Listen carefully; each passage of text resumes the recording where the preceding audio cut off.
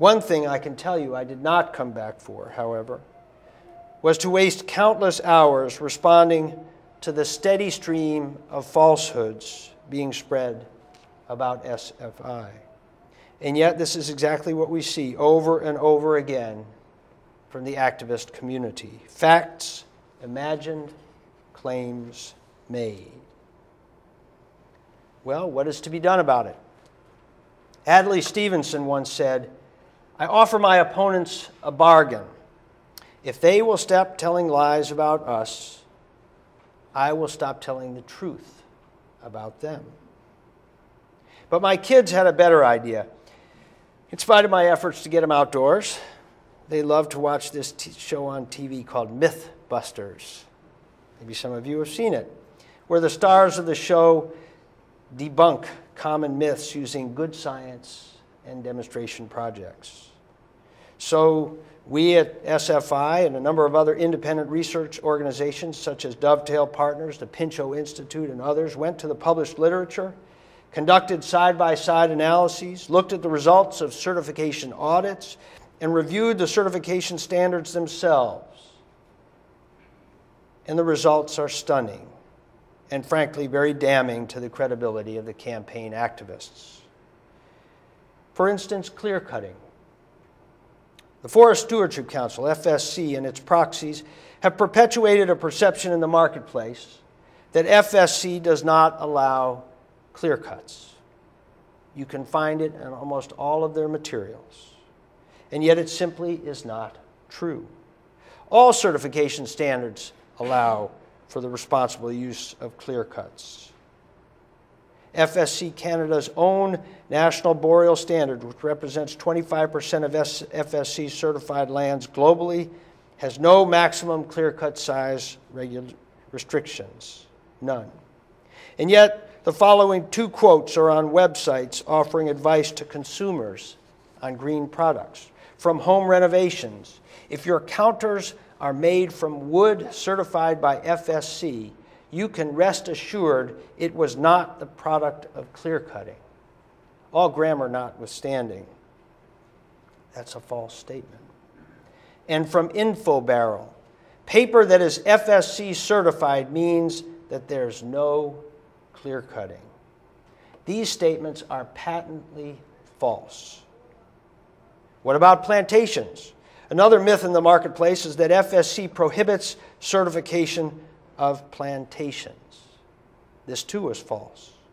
FSC International's own website states that plantations account for more than 8 million hectares, or about 7% of the total acreage certified to FSC globally, primarily in Brazil, South Africa, and the United Kingdom.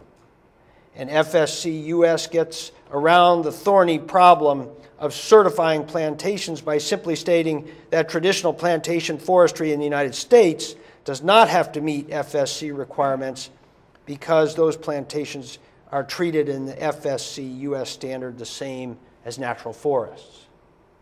The reality is that there is no single FSC standard used globally. There are over 28 different FSC standards in use around the world, and that there are 86 million acres of FSC certified lands worldwide, 25% of all the FSC certified lands that are certified to draft or interim standards, not fully approved standards.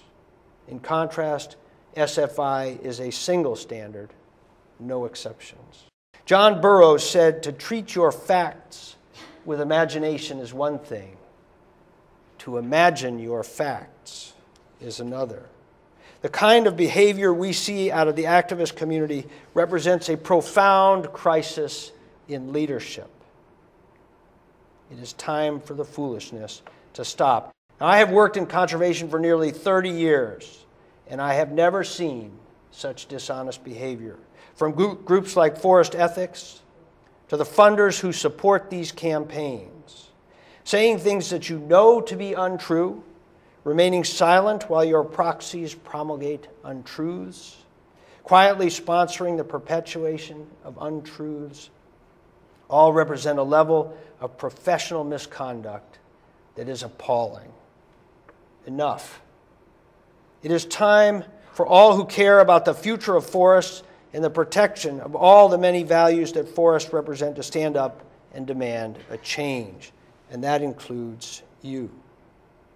Monopolies are not good for any market, including forest certification. Competition produces a race to the top.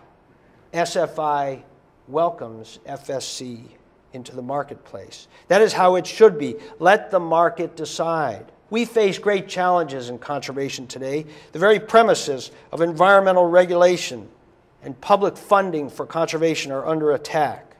And if we are not careful, we will lose them for many years to come. These are the issues real environmental leaders are focused on.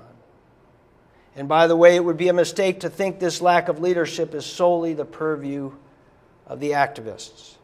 Too many corporate leaders give in at the first sign of pressure, allowing company policy to drift weakly on a current called risk avoidance. A friend of mine, watching corporate behavior of late, told me he was thinking of opening a new consulting practice that he was going to call capitulation counseling. I fear that his new business would do well.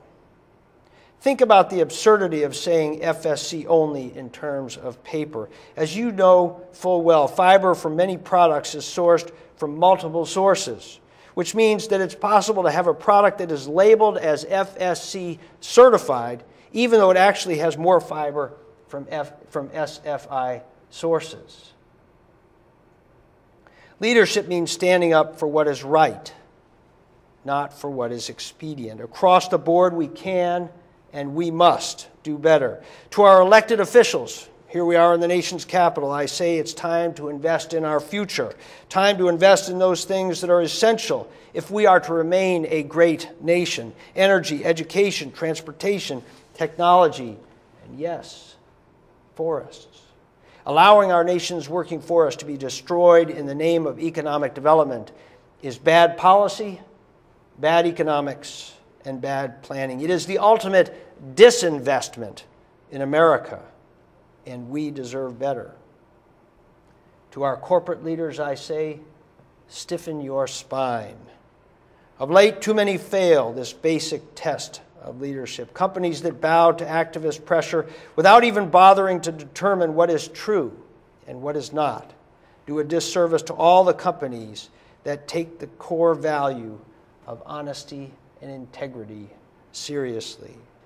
SFI is a great program, and you all should start acting that way. And finally, to my brethren in the environmental movement, I say, grow up. The world can no longer afford your petulance. You cannot be pro-jobs and anti-business at the same time. You cannot love employees and hate employers. It is time for you to peel back your fear of and contempt for the marketplace. If well-managed forests are the goal, then we should all be celebrating the remarkable victory of having hundreds of millions of acres of forests across North America certified.